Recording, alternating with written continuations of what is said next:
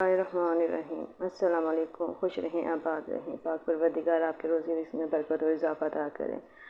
आज मैं जो रेसिपी आपसे शेयर करने लगी हूँ अय्याम अज़ा है, तो इस मुनासबत से मैंने आज ली है दाल माश। दाल माश मैंने ली है तकरीबन आधा किलो दाल माश बनाऊँगी। और इसके जो मसाले हैं उसमें हैं हल्दी पाउडर है 1/2 टीस्पून, नमक है अपने टेस्ट के मुताबिक लें, सुरख मिर्च का पाउडर है वो मैंने 1 टेबल स्पून लिया है, खुश्क मेथी है और साथ में 4 से 5 अदद मैंने ये साबुत गोल मिर्चें ली हैं।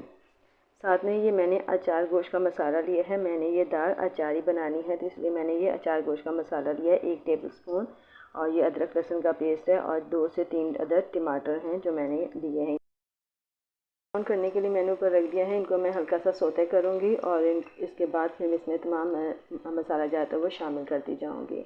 क्योंकि अय्याम अज़ा हैं तो इसलिए दालों का इस्तेमाल ज़्यादा किया जा रहा है और कम से कम जो है सालन वगैरह तैयार किए जा रहे हैं, क्योंकि इतना टाइम नहीं होता है कि हमें खाने का टाइम मिले। और जो सालन बने होते हैं वो बड़े रहते हैं तो इसलिए थोड़ा थोड़ा सा सालन ही बनाया जाता है।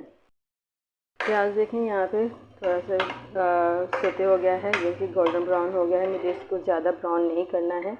इस स्टेज पर मैंने यहाँ पे ये तमाम मसाला जात जो मैंने एक जगह शामिल कर लिए हैं सब डाल दिए हैं।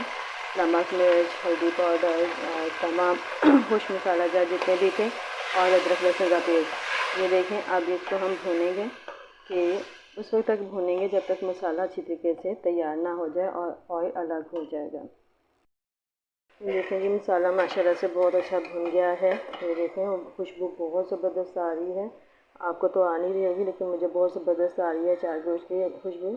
अब इस स्टेज पर मैं यहाँ पर ये दाल शामिल करूँगी जो कि मैंने 1 घंटा पहले भिगो के रखी हुई थी। दाल को मैं अच्छी तरीके से भूनूँगी और उसके बाद इसको मैं दम पर रख दूँगी। इसमें मैं पानी बिल्कुल शामिल नहीं करूँगी क्योंकि ये दम में ही तैयार होगी।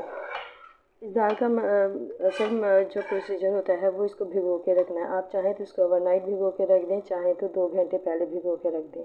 ये जितनी अच्छी दाल भीगी हुई होगी उतनी ही ज़्यादा ये मज़ेदार बनती है। देखिए जी मैंने 10 मिनट तक दाल को भूनना है। अब इसको मैं दम पे रखूँगी ताकि ये गल जाए। इसमें पानी बिल्कुल शामिल नहीं करना है।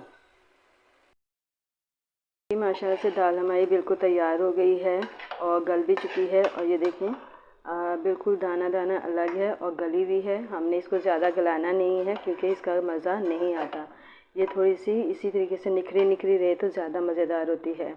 यकीनन आपको मेरी ये रेसिपी पसंद आई होगी। कि मेरी रेसिपी पसंद आई तो लाइक करें, शेयर करें और मेरी रेसिपी को आप भी फॉलो करें। और ये अचारी दाल आप भी बनाएं, बहुत मज़ेदार बनती है।